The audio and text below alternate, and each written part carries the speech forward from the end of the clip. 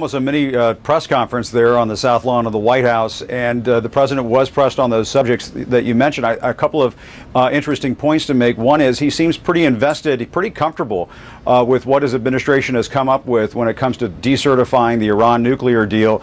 He said, let's see what Congress does. He repeated that line a couple of times to reporters out there on the South Lawn, even though he seems to have had some very big misgivings about doing this behind the scenes. He wanted to pull out of the Iran deal, and his top advisors were, pleading with him not to do it. He seemed to be pretty comfortable, and he wanted to see what Congress comes back with. Now, I did press him on Obamacare, this decision to scrap the subsidies to insurance companies to provide health care to people who aren't as well off. The president essentially said, listen, those subsidies are a payout to the insurance companies. He's really echoing White House talking points on all of this, but he went on to say that he wants to deal with Democrats. I'm going to interrupt you for a moment. We're going to get back to that, but police in Las Vegas having a news conference. Let's see if they clarify the timeline of what happened leading up to that disaster, that massacre. This conference will be done strictly through my narrative provided to you. Okay?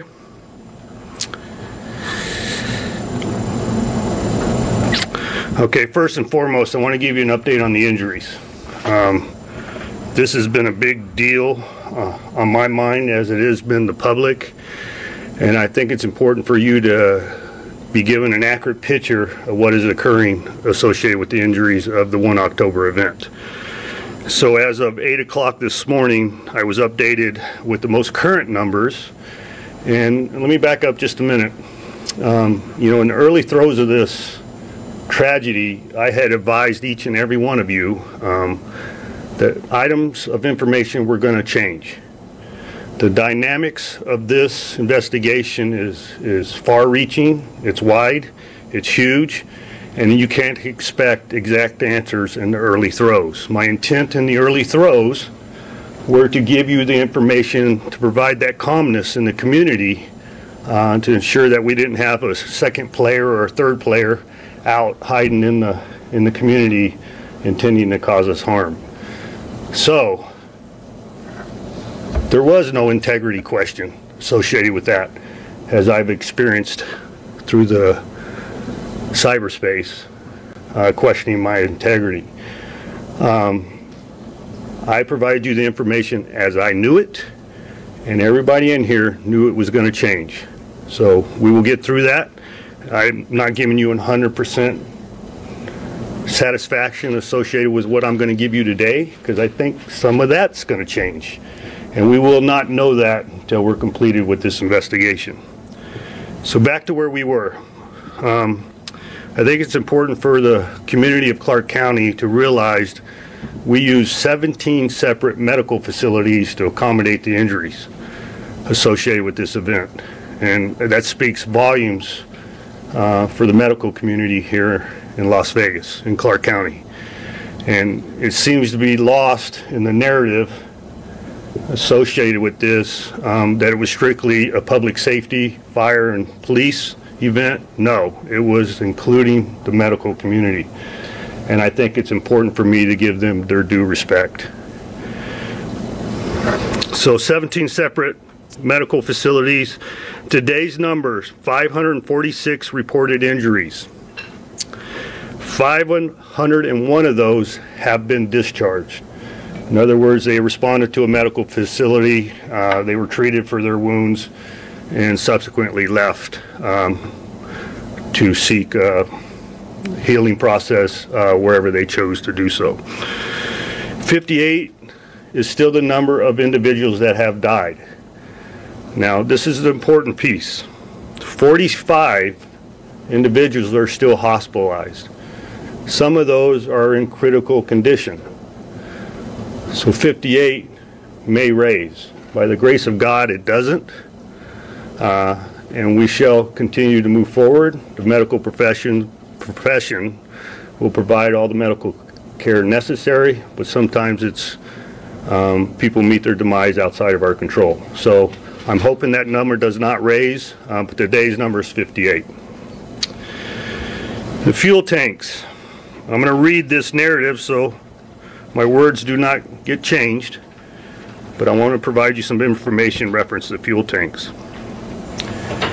It is believed the fuel tanks were fired upon with intent. McCarran's leaders have safety protocols in place which they re-examine following any safety-related incident. The leaders have already contacted experts in fuel storage out of the abundance of caution. I am more than confident that they will immediately implement any changes or security augmentations if they are so advised. I have been advised there is a very low probability that aviation fuel could be ignited by gunfire, and the tanks are outfitted for continual release of vapors. So that is the situation of the fuel tanks.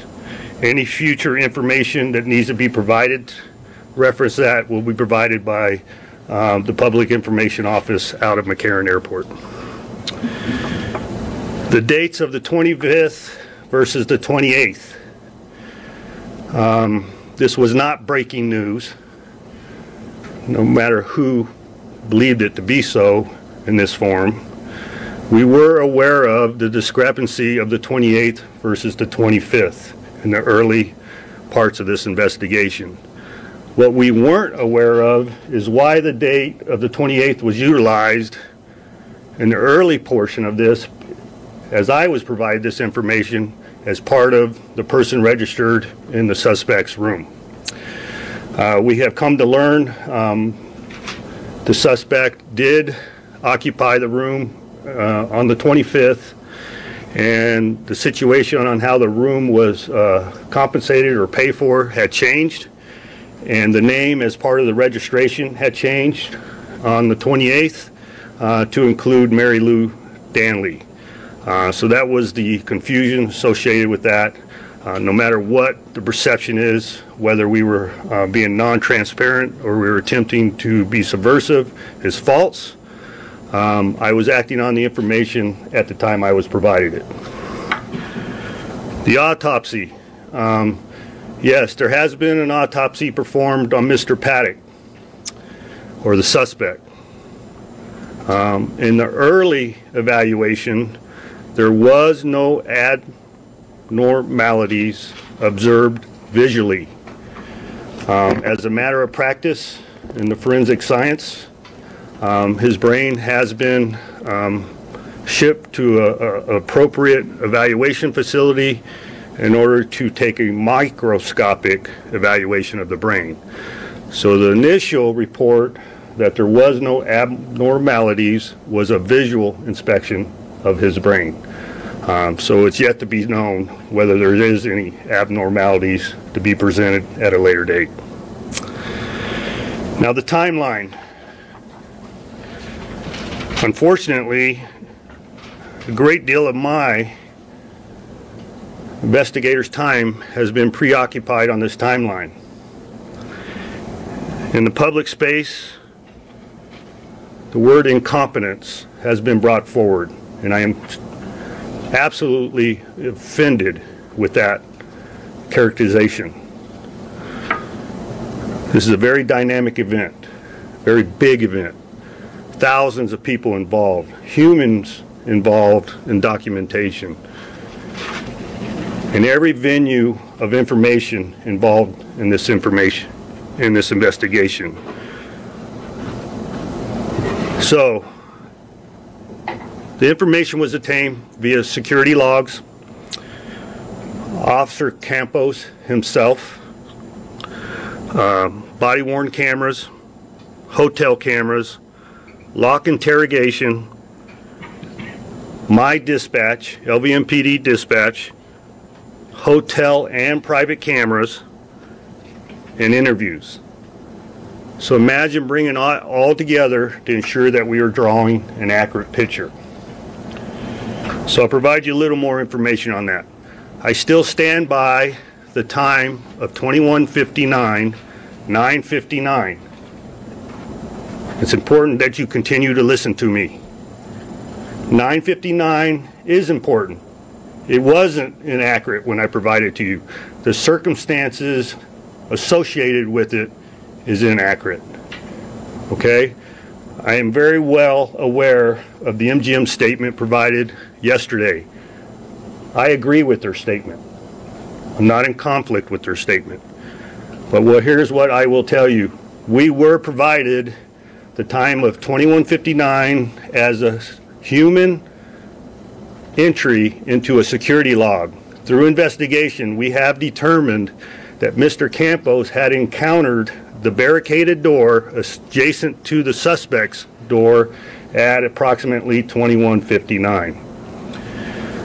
In his attempt to gain entry to the 32nd floor, he required him to ascend to another level and eventually make access to the 32nd floor. He went to the doorway that he was dispatched to originally to address the open doorway. He mitigated that situation and subsequently received fire from the suspect. When you culminate that timeline associated from the initial 2159 to the 2205 timeline that we are still stand by as the initial volley of fire, Mr. Campos received his wounds in close proximity to 2205.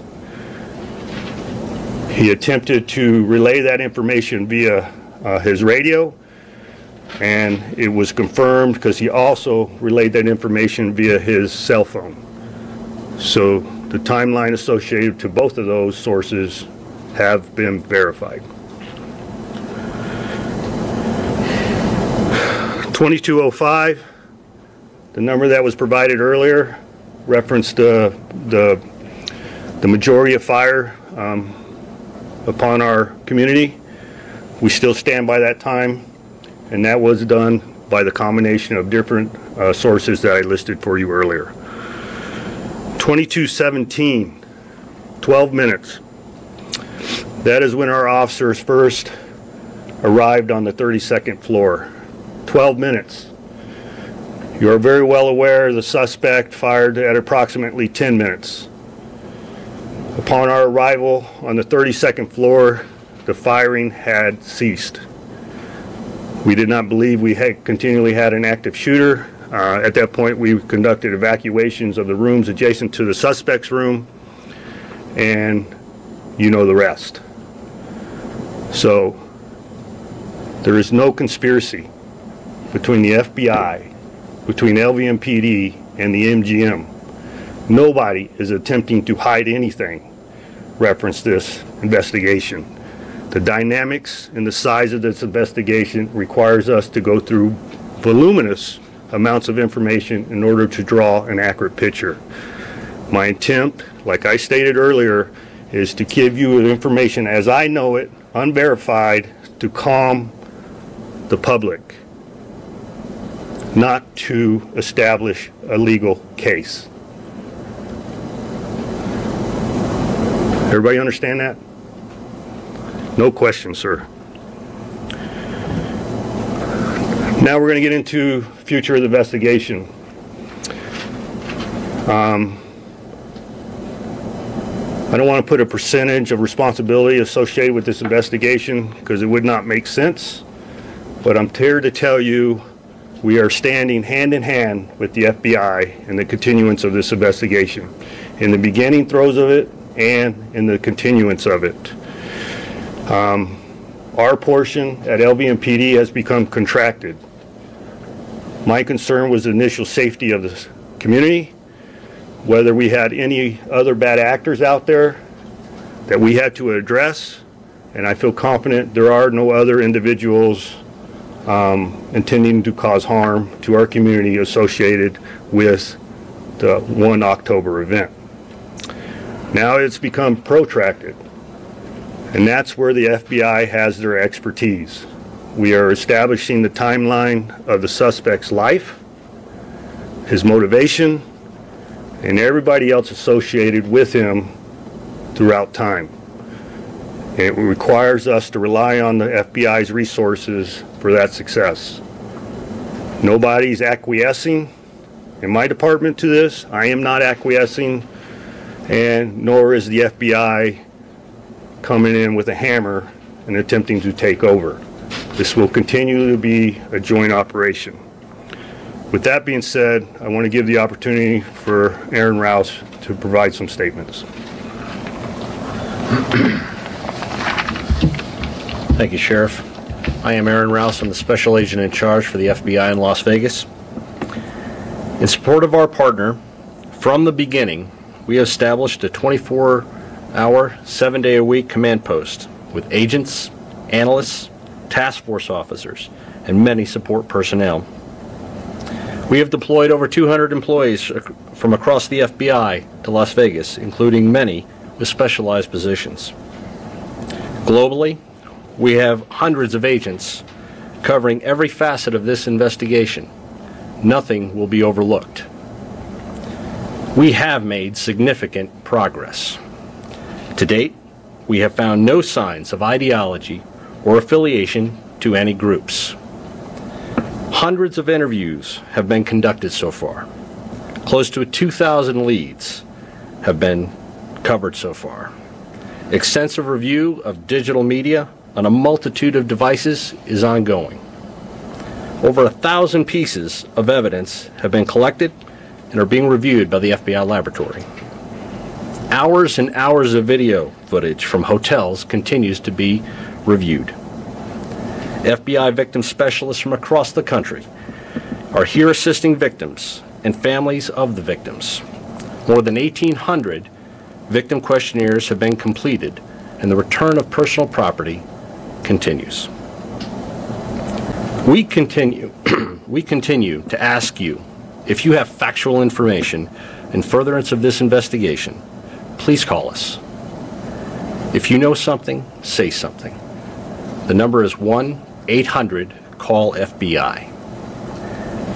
The FBI, nor our partner, we don't rush to conclusions. We ask for your patience and will not comment on specifics of this investigation while it is in process. This is in keeping with the long-standing FBI tradition. As I said from the beginning, this is our city. It is your city. Las Vegas is a resilient city, a microcosm of a resilient nation. While we grieve as a community, we will use that energy to learn as much as we can about this horrible crime so that we may prevent another one from happening. I thank you. Thank you, Aaron. So before we close out today, I want to provide you another written narrative. I want to read verbatim in support. In other words, bring a better light to what's occurred and the carnage that is associated with our community. There's some bright spots, and I don't want anybody to take offense when I've completed my comments today. There's 1,000 heroes out there, but I'm going to bring it home to my department, and I think it's important for you to hear it. So, the first narrative: in the immediate aftermath of the shooting, Sergeant Garrett Everett arrived at Reno and Haven and saw the need for medical triage area.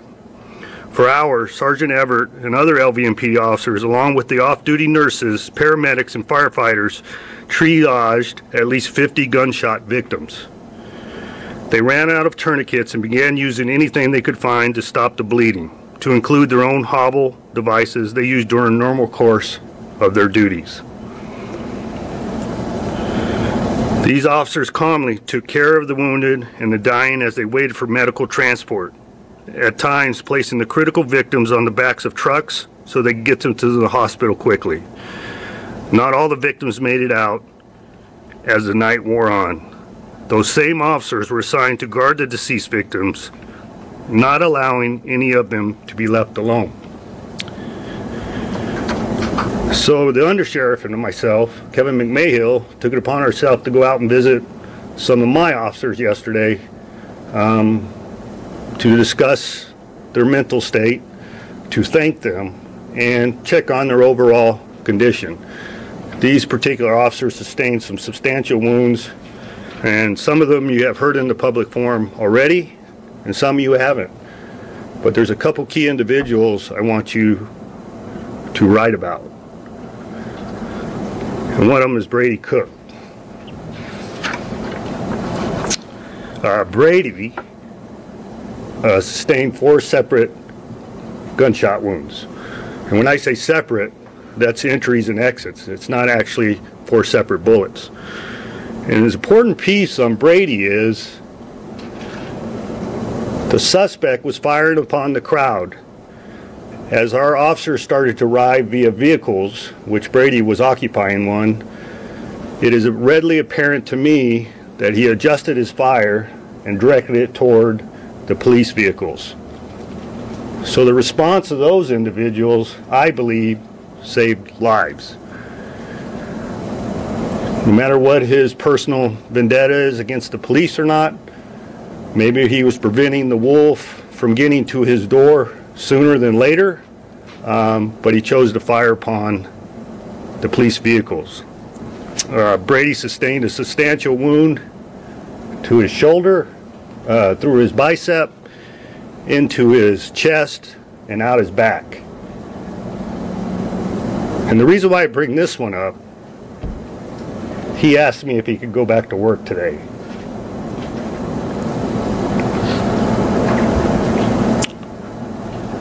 Samuel Whitwer.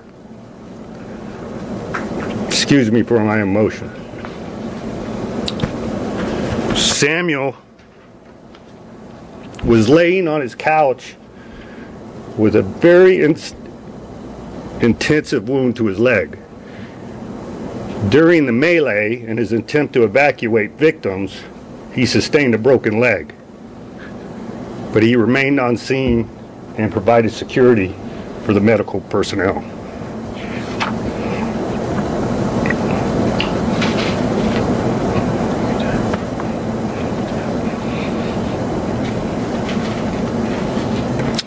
So at this point, I want to thank the community. I want to thank you for letting me be your sheriff and Vegas strong. Thank you. Sheriff, there's a matter of public interest. What time did MGM call police? You guys still haven't laid that. All right.